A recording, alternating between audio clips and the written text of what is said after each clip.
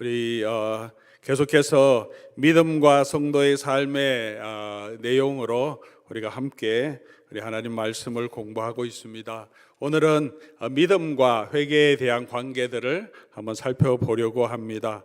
첫날에는 하나님을 믿음, 그리고 예수 그리스도를 믿는 믿음, 우리 믿음의 근거가 되시는 우리 하나님과 예수 그리스도를 우리가 살펴보았습니다. 자, 오늘은 이제 믿음과 회개는 어떻게 관계가 있나 한번 살펴보면 좋겠습니다. 우리가 산업혁명 이후로 사람들이 기술이 발전하면서 하나님이 없어도 살 수 있을 것처럼 사람들이 많이 생각을 했습니다. 산업과 기술이 발전하면서 종교적으로도 신학적으로도 디이즘이라고 하는 이신교라 그래서 하나님께서 모든 걸 만물을 창조하신 다음에 그대로 두셔서 이제 만물은 자연 법칙대로 움직이고 그 법칙 안에 사는 사람들은 그 법칙을 잘 연구하고 과학기술을 발전하여서 우리가 우리 지성과 우리의 지식을 가지고 삶을 영위하면 되고 충분히 잘 살 수 있다는 그런 희망을 우리 산업혁명 이후에 사람들이 많이 가지게 됩니다. 왜냐하면 산업이 계속 발전하고 농사도 더 많은 그 소출을 얻을 수 있는 농업혁명도 일어나고요. 그런데 20세기로 들어오면서 인간이 너무나 교만했다는 것을 알게 되죠. 그렇게 그때까지 발전된 산업기술을 통하여서 우리가 더 유토피아로 갈 줄 알았는데 20세기가 시작하면서 1차 세계대전을 겪었고 그리고 2차 세계대전을 맞게 됩니다. 문명이 발전할수록 이 살상 무기들이 훨씬 더 좋아져서 그 전에 전쟁과 비교할 수 없을 정도로 1차 세계대전 동안에는 건 1000만 명에 가까운 938만 명의 사상자가 있었습니다. 그런데 2차 세계대전 때는 훨씬 기계 또 문명, 무기가 발전해서 5,500만 명의 사상자가 났다고 통계가 나와 있습니다.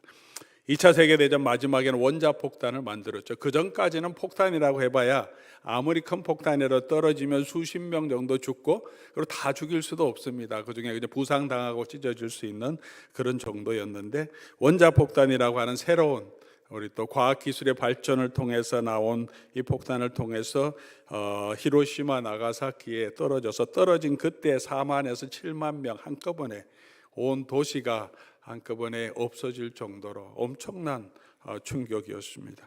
그 이후에 한 2개월 사이에 원폭 피해자로 거의 15만 명에서 20만 명 정도가 한 도시에 거의 모든 사람들이 다 피해를 입고 또 피해를 입은 사람들의 자손까지 계속해서 방사성 피해의 어려움을 겪고 있습니다.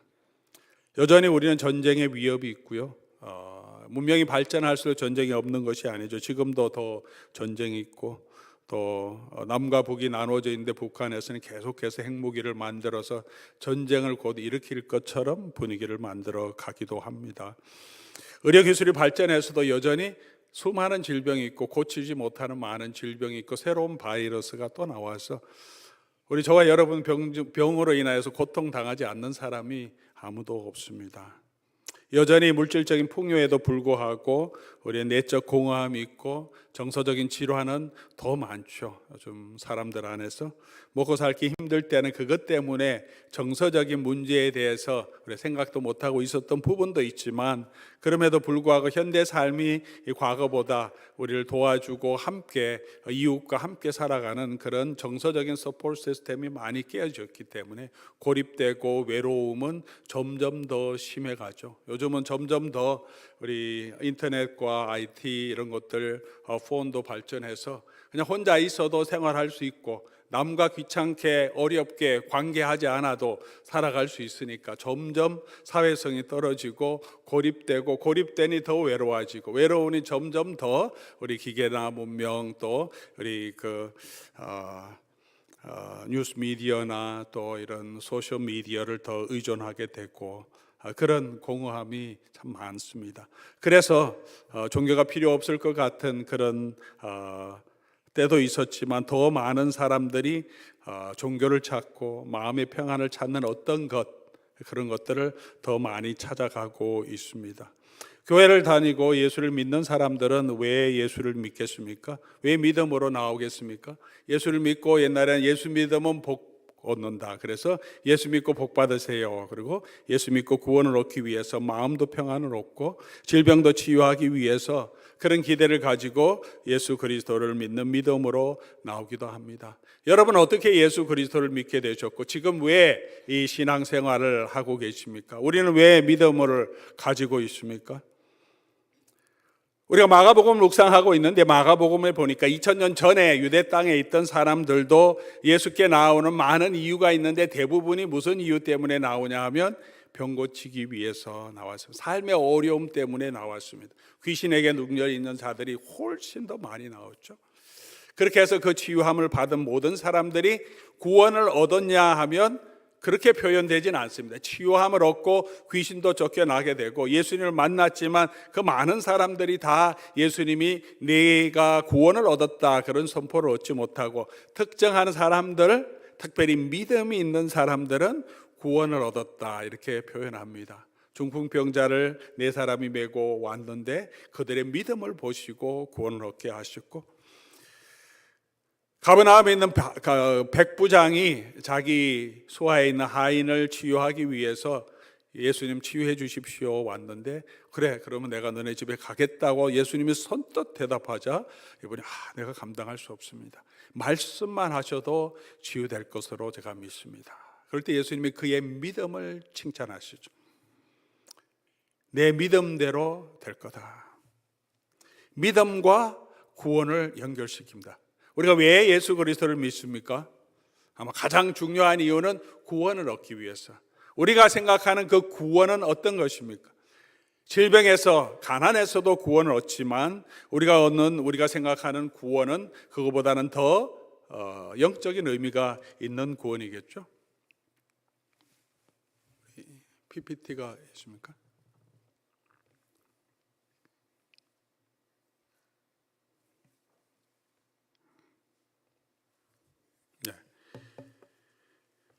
사도 바울이 전도 여행할 때 빌립보 감옥으로 갔습니다.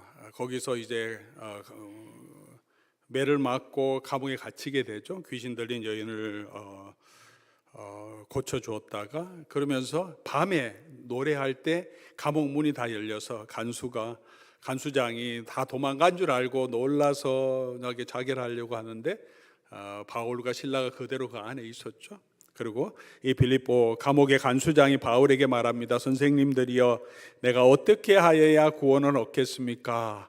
그가 지금 생명을 잃을 수도 있고 이 놀라운 문은 열려 있고 이제는 이 사람이 나가도 자기가 어떻게 할 수 없는 그런 영적인 두려움이 있고, 그렇게 되면 자기는 결국 교수형에 처해지고 죽게 되니까 지금 절박한 상황이죠. 그가 생각했던 구원은 그의 영혼 구원이라기보다는 그 상황에서 어떻게 자기 생명을 다시 살릴 수 있을까 하는 복잡한 심령으로 내가 어떻게 구원을 얻을 수 있겠습니까? 그렇게 말했습니다. 그런데 뒤에 것도 좀 같이 쳐주시면 좋겠습니다. 근데 바울이 뭐라고 합니까? 주 예수를 믿으라, 그리하면 너와 내 집이 구원을 얻으리라. 주 예수를 믿으라, 그리하면 너와 내 집이 구원을 얻으리라. 예수 그리스도를 믿는 것과 구원을 연결시킵니다. 그러나 이 구원은 단순히 그냥 그 상황에서의 구원이 아니라 요한복음 3장 16절 말씀 보면, 하나님이 세상을 이처럼 사랑하사 독생자를 주셨으니 이는 그를 믿는 자마다 멸망하지 않고 영생을 얻는, 이 땅에서 생명 넘어서는 새로운 생명을 우리에게 주시는 그런 구원을 의미합니다. 요한복음 11장 25절에서 26절에 예수님이 나사로를 살리시고 이르시되, 나는 부활이요 생명이니 나를 믿는 자는 죽어도 살겠고 무릇 살아서 나를 믿는 자는 영원히 죽지 아니하리니 이것을 내가 믿느냐. 믿으면 이제 죽지 않는 영원한 생명, 죽어도 다시 살게 되는 부활의 생명을 얻게 됩니다. 우리가 예수 그리스도를 믿으면 이런 구원을 하나님께서 저와 여러분에게 주시는 거죠. 이 땅에서 조금 더 잘 사는 그것을 넘어서서, 이 땅에서 질병에서 자유함을 얻는 것을 넘어서서 우리가 죽어도 다시 사는 영원한 생명과 함께 우리가 이 몸도 다시 부활하게 되는 그 부활의 생명을 얻게 된다고 말합니다. 예수 그리스도를 믿음으로 우리가 얻는 구원입니다. 예수 그리스도가 주시는 하나님의 나라의 구원, 하나님의 나라에 들어가기 위해서는 이렇게 예수 그리스도를 믿어야 합니다. 이 예수 그리스도를 믿는 믿음과 함께 반드시 와야 할 것이 바로 회개입니다. 믿음과 회개는 함께 있어야 합니다. 그냥 예수 그리스도를 믿을 수가 없습니다. 예수 그리스도께로 나가서 예수를 믿을 수 없습니다. 우리는 회개하고 예수 그리스도를 믿어야 합니다. 마가복음 1장 15절에 보면 우리가 매일 성경을 통해서 지금 묵상하고 있는데요. 예수님께서 처음 갈릴리 가버나움에 오셔서 전도를 하시면서 때가 찼고 하나님의 나라가 가까웠으니 회개하고 복음을 믿으라, 그렇게 말씀하십니다. 회개하고 복음을 믿으라라고 말씀하시고, 베드로가 사도행전 2장에 성령을 받고 오순절에 성령을 받고 이제 회당에 나가서 예루살렘 성전에 나가서 전도했습니다. 설교를 했습니다. 베드로의 설교를 듣고 많은 유대인들이 가슴이 찔려서 그러면서 베드로에게 묻습니다. 형제들아, 우리가 어찌할꼬? 그럴 때 베드로가 동일한 얘기를 합니다. 너희가 회개하고 예수 그리스도의 이름으로 세례를 받으라. 다시 말하면 믿으라는 거죠. 예수님을 믿으라. 너의 구주로 예수를 주 예수 그리스도 하나님의 아들로 믿어라. 회개하고 예수 그리스도를 믿어야 합니다. 믿음은 우리가 회개를 전제하는 거죠. 자기의 죄성의 인식, 자기의 죄성에 대한 의식이 없이 구원에 이르는 믿음으로 이룰 수 없습니다. 믿음이라고 하는 것은 예수를 우리의 주님으로 모시는 거죠. 우리 인생의 선장으로 모시는 것입니다. 내 인생에 이때까지는 내가 내 뜻대로 살아가던 그 삶에서 이제 주인을 바꾸는 거죠. 주인을 바꾸려고 하면 무슨 인식이 있어야 하냐 하면 내가 지금까지 가던 길이 잘못되었다는 것을 인정해야 주인을 바꿀 수 있습니다. 내가 가는 길이 완전히 잘못됐다고 인정하지 않으면 예수님을 그냥 우리의 인생의 조력자 정도로 생각하죠. 내가 잘 가고 있는데 나이가 도움이 필요하니까 예수님 필요할 때 와서 좀 도와주시고 능력도 주시고 필요한 것도 주시고 물질도 주시고 내가 가는 길을 조금 더 도와주십시오. 그렇게 믿는 것은 예수님을 우리의 주로 믿는 것은 아니죠. 많은 사람들이 예수님을 믿는다고 하면서도 예수님을 인생의 조력자 정도로 생각하면서 여전히 내가 내 인생의 주권자처럼 내가 계획한 대로 내가 원하는 것을 다 세워놓고 예수님 이것도 도와주시고 이것도 필요하니 채워주시고 또 내가 약심했으니까 내 마음도 좀 위로해 주시고 그렇게 예수님을 나의 인생의 조력자 정도로 생각할 때가 많습니다. 그것이 아니라 내가 가는 모든 길 자체가 잘못되어 있기 때문에 내가 죄인이라는 인식, 내가 하나님 앞에 설 수 없는 자이기 때문에 내가 스스로는 아무것도 할 수 없는 자, 그것이 완전히 가난해서 심령이 가난한 자는 복이 있나니 한 것처럼 이 가난은 너무 가난해서 이렇게 bankruptcy 할 정도로 누군가 도와주지 않으면 살 수 없는 정도의 가난이라고 하죠.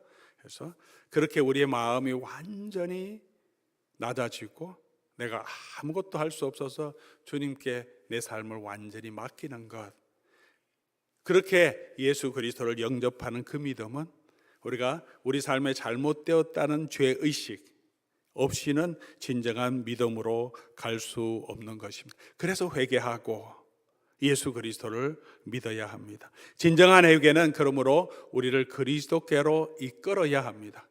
내가 가는 길이 잘못됐다고 자기 연민에 빠지고 또 죄책감에 빠지고 그렇게 울고 불고한다고 해서 그것이 진정한 회개는 아니고요.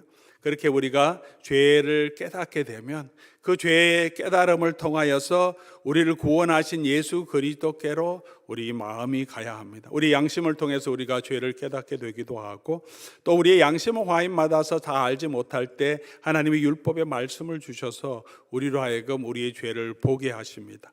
하나님이 율법을 주신 이유는 율법의 행위로 의롭다함을 얻게 함이 아니고 율법을 통해서 우리로 하여금 죄를 깨닫게 하셔서 우리가 죄인인 것을 알게 하셔서, 그래서 그 율법이 우리가 죄인인 것을 알았기 때문에 오라 나는 공고한 사람이로다, 누가 이 사망의 몸에서 나를 구원할까 하는 이런 절박함이 있을 때 예수 그리스도의 은혜를 우리가 구하고 그 앞으로 나아가게 됩니다. 그래서 이 율법을 사도 바울은 우리를 그리스도께로 이끄는 초등교사 이렇게 표현합니다.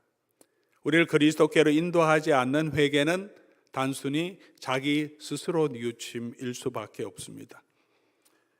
죄의식을 가지고 자책하고 자기 연민에 빠지고 할 때 우리는 그것이 아니라 그곳에서부터 우리를 구원하시는 그리스도께로 나아가야 합니다. 가룟 유다는 그렇게 자기 연민에 빠져서 스스로 목숨을 끊었습니다. 그러나 베드로는 자기 죄를 자책하면서 결국 예수 그리스도의 은혜 앞으로 나아가며 다시 회복을 하게 됐습니다.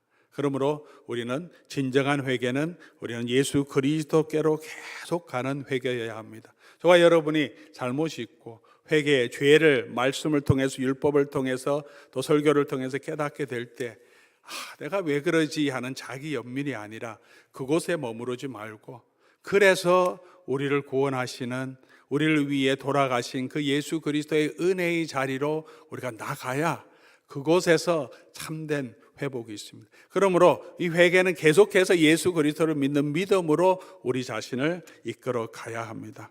그리스도 안에서만 우리가 진정으로 죄의 용서함을 받을 수 있기 때문에 그렇습니다. 우리가 죄를 짓지 않으면 우리는 죄 용서함이 필요 없죠. 우리가 우리의 죄값을 받을 수 있다면 우리의 죄 용서함도 필요 없습니다. 그러나 우리가 그 죄의 값을 담당하고 우리가 스스로 우리가 다시 살아날 수 있는 방법이 없기 때문에 우리를 대신해서 돌아가시는 대신 죄의 값을 져주시는 예수님이 계셔야 되죠.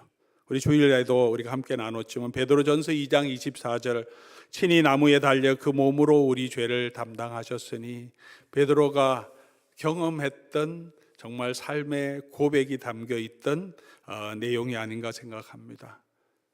친히 나무에 달려 그 몸으로 우리 죄를 담당하셨으니 그렇게 우리가 그리스도께서 우리의 죄를 용서해 주실 수 있는 분을 발견하고 그리고 죄 용서함 없이는 그리스도의 은혜를 진정으로 알지 못한다는 것도 우리가 다시 한번 기억해야 합니다. 마태복음 18장에 보면 우리 10,000달란트 용서받은 사람 그리고 100데나리온을 또 용서해 주지 못하는 한 사환에 대한 이야기가 나옵니다. 10,000달란트를 빚진 자, 10,000달란트는 수백억 불 정도 되는 엄청나게 우리 지금 돈으로 거의 카운트할 수 없는 정도의 큰 돈이 10,000달란트입니다. 보통 한 지역의 로마 지역의 한 지역의 세금 팔레스틴 지역 전체 유대 전체 지역의 세금을 다 1년의 세금 거두면 몇 달란트 이 정도로 금을 거두는데 그것이 몇만 달란트라고 하는 것은 상상할 수 없는 정도의 돈이죠. 주인이 불쌍히 여겨 놓아보내고 그 빚을 탕감해 줬다. 그런데 이 종이 나가서 자기 동료 100데나리온 빚진 자를 보고는 그가 좀 한 번만 봐달라 내가 꼭 갚겠다 그러는데 용서하지 않고 옥에 가두어 버립니다. 주인이 이 사람을 보고 민망히 여겨 그래서 다시 불러서 갚을 때까지 옥에 가두어라 그렇게 말하죠. 갚을 때까지. 왜 그랬습니까? 용서에 대해서 하나님의 은혜에 대해서 예수님이 제자들에게 가르치기 위해서 이 말씀을 우리에게 하셨습니다. 자기가 죄 용서함 받은 것 이 10,000달란트 빚진 것을 탕감받은 것이 얼마나 큰 은혜인지를 안다면 사실 100데나리온 용서해 주는 것은 아무것도 아닌데 이 10,000달란트를 우리 탕감받은 사람이 그 은혜를 알지 못하고 있기 때문에 예수님께서 그 사람을 책망하시죠. 때로는 우리가 이 큰 은혜를 다 알지 못할 때가 참 많이 있는 것 같습니다. 저도 그렇고요. 우리가 지금까지 우리가 하나님께 감사하는 게 많죠. 연말 되면 올 한 해도 지켜주셔서 감사하고 사업도 지켜주셔서 감사하고 건강도 지켜주셔서 감사하고 자녀들도 하나님 보호해 주셔서 감사하고 오늘도 일용할 양식을 주셔서 감사하고 오늘 하루도 주셔서 감사하고 오늘 내가 이렇게 있게 된 것 하나님 감사합니다. 우리 은혜 찬양은 있듯이 지금까지 누려왔던 모든 시간, 내가 지나왔던 모든 시간, 걸어왔던 모든 시간 당연한 것 아니라 은혜다. 그리고 찬양할 때 은혜가 되죠. 그것도 은혜인데 이 모든 것보다 비교할 수 없는 은혜가 무엇이겠습니까? 나 같은 죄인 살려주셔서 우리가 영원한 멸망이 아니라 이제는 하나님과 예수님과 함께 죽고 다시 살게 하시고 예수님 안에 거하게 하셨다가 이제 예수님과 함께 하나님 보좌 우편에 앉힘을 받은 이 놀라운 은혜를 얻었던 것은 지금 우리가 필요한 것 하나님이 주시고 오늘 양식 주시고 우리 사업 지켜주시고 오늘 내 건강 지켜주신 것과는 비교할 수 없는 은혜죠. 마태복음 18장의 비유랑 비교해 본다면 우리가 이 구원을 얻은 것, 예수 그리스도를 믿음으로 말미암아 하나님의 저주에서부터 우리가 새로운 생명으로 죄의 용서함을 받고 구원에 이르게 하셨던 이 놀라운 은혜는 10,000달란트를 탕감받은 은혜와 비교할 수 있겠죠. 그 다음에 내가 누리는 이런 잔잔한 구원들은 데나리온 정도의 구원이라고 할 수 있습니다. 도움이라고 할 수 있습니다. 그런데 우리가 너무 크게 생각하는 것은 마치 백데나리온이 너무 큰 것처럼 여겨져서 용서해 줄 수 없다고 하는 이 하나님의 은혜를, 주인의 은혜를 알지 못하는 종처럼 우리는 그렇게 우리 주변에 있는 것, 내가 가진 그것을 너무 크게 생각하고 하나님이 이미 우리에게 주신 우리의 영혼에 하나님께서 새로운 생명을 주시고 하나님의 자녀 삼아 주시고 영원한 멸망에서부터 구원하셔서 하나님과 함께 예수 그리스도와 함께 하나님의 나라를 누릴 자로 세워주셨던 이 은혜를 우리가 많이 잊고 살지는 않는지요. 우리의 믿음은 바로 이 죄 사함에서 구원받은 이 은혜를 아는 믿음, 그것이 우리에게 가장 큰 믿음인 줄 믿습니다. 그러므로 가장 깊이 회개하는 사람이 가장 깊은 믿음으로 우리가 나아가게 되고, 가장 깊은 믿음이라고 하는 것은 자기가 얼마나 큰 죄인인지를 가장 깊이 느끼는 사람이 가장 큰 믿음을 가질 수 있게 되는 것입니다. 사랑하는 교우 여러분, 하나님께서 당신의 아들을, 당신의 사랑하시는 독생자를 우리를 위하여 내어주신 그 이유는 저와 여러분 사업 조금 더 잘 되게 하려고, 우리가 먹고 사는 거 하나님 채워주시려고, 우리가 몇 년 더 건강하게 살려고, 그냥 마음에 조금 더 평안을 주시려고 하나님이 당신의 독생자를 우리를 위하여 내어주시고 십자가에 못 박혀 죽은 것이 아니라 우리가 그 받아야 할 그 저주를 대신해서 예수님 받아주시고 우리로 하여금 이 죄와 사망의 이 영원한 멸망에서 구원해 주시기 위해서 하나님께서 당신의 아들을 보내주셨다는 것, 이것을 믿는 것이, 이 은혜를 아는 것이 우리 신앙이 아니겠습니까? 사랑하는 교우 여러분, 이렇게 진정한 회개는 예수 그리스도를 믿는 그 믿는 믿음을 더 굳건하게 해주고 더 깊은 믿음으로 저와 여러분을 이끌어 갑니다. 믿음과 또 회개는 동전의 양면과 같죠. 믿음이 있으면 있을수록 그 믿음은 더 큰 회개로 우리를 이끌어 가야 되고, 우리가 회개하는 그 회개, 죄에 대한 죄책감을 가지고 회개하는 그 회개는 결국 계속해서 예수 그리스도의 은혜로 가야 다시 기쁨을 누리고 온전한 회복을 누리게 됩니다. 그러므로 우리는 계속해서 우리가 이 믿음으로 살아가야 하고 또 계속해서 회개하며 살아가야 합니다. 우리는 처음 믿는 믿음의 결단을 하죠. 우리가 예수를 믿겠다고 결단하고 예수를 믿습니다. 그때도 회개하죠. 이때까지 내가 지은 모든 죄를 회개합니다. 이제 예수 그리스도 은혜 아래서 내 죄가 다 사했음을 믿습니다. 그렇게 예수 그리스도를 영접함으로 우리가 중생하게 됩니다. 그럼에도 불구하고 요한일서 1장 9절 말씀처럼 우린 여전히 다시 또 죄를 범할 수밖에 없는 사람이기 때문에 계속해서 하나님 미쁘시고 의로우심을 믿고 계속해서 우리의 죄를 자복하며 하나님 앞으로 나아가야 합니다. 우리가 처음 믿었지만 지금도 계속해서 하나님을 의지하고 신뢰하며 걸어가야 되죠. 이제 우리가 사는 것은 내가 사는 게 아니고 내 안에 예수 그리스도께서 사는 거고, 이제 내가 사는 것은 나를 사랑하시고 나를 위하여 자기 자신을 내어주신 하나님의 아들을 믿는 이 믿음 안에서 사는 것입니다. 우리 성화의 이 삶을 우리가 저와 여러분이 살아가고 있는데, 성화의 삶의 아주 중요한 두 가지 요소는 계속해서 이 예수 그리스도를 믿고 신뢰하며 걸어가는 거예요. 그리고 계속해서 우리가 지은 죄들을 계속해서 자복하면서 회개하며 다시 하나님과의 관계를 회복하도록 노력하면서 살아가는 것, 이게 저와 여러분의 신앙의 삶, 이 땅에 있는 우리 삶에 계속 이어져야 하는 성화의 아주 중요한 과정임을 기억하시면서 계속해서 저와 여러분이 예수 그리스도를 의지하고 또 계속해서 우리가 또 실수하고 넘어지고 또 우리 욕심대로 살았던 부분들 또 돌이키며 옛사람은 벗어버리고 새사람을 덧입는 저와 여러분 될 수 있기를 바랍니다. 회개가 주는 유익이 무엇입니까? 회개가 주는 유익은 죄 용서함의 확신을 주시죠. 그 기쁨을 주십니다. 죄책감에 눌리지 않고 이제는 우리가 예수 그리스도의 은혜로 죄사함 받았다는 그 기쁨이 있습니다. 그래서 마음의 기쁨이 있고, 그러므로 우리로 하여금 그리스도의 구속의 역사의 필요성을 더욱 인식하게 합니다. 예수 없이는 내가 살 수 없음을. 우리가 그런 회개와 죄의식이 있을 때 예수 그리스도를 더 굳건하게 붙들게 됩니다. 그리고 하나님의 영광과 은혜를 더 깊이 있게 알게 됩니다.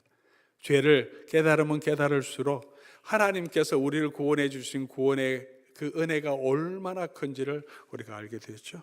그리고 삶의 질이 바뀝니다. 깊은 회개를 하는 사람의 삶에는 변화가 있습니다. 능력이 있고요, 평안함이 있습니다. 남들을 용서할 수 있는 마음에 또 여유도 있습니다. 삶이 변화되고 또 죄 용서하면은 부흥의 역사가 나타납니다. 우리가 함께 회개할 때 놀라운 이 공동체적인 변화가 일어납니다. 이 회개도 하나님이 주신 은혜임을 우리가 믿습니다. 회개하게 하시는 것도 하나님께서 저와 여러분에게 주시는 은혜입니다.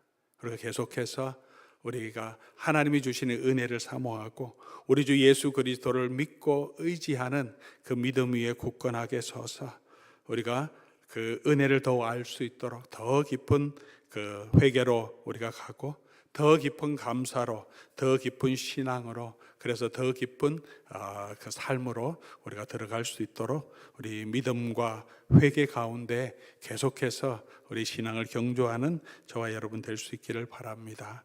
우리 오늘 우리 말씀 생각하시면서 우리 한번 우리 나 같은 죄인 살리신인데 우리 조금 편곡된 찬양입니다. 우리 찬송가 있는 것 같지는 않지만 우리 함께 나 같은 죄인 살리신 주 찬양 찬송하면서 우리 주께서 우리에게 주신 이 은혜를 다시 한번 기억하며 우리 하나님께로 나가길 원합니다.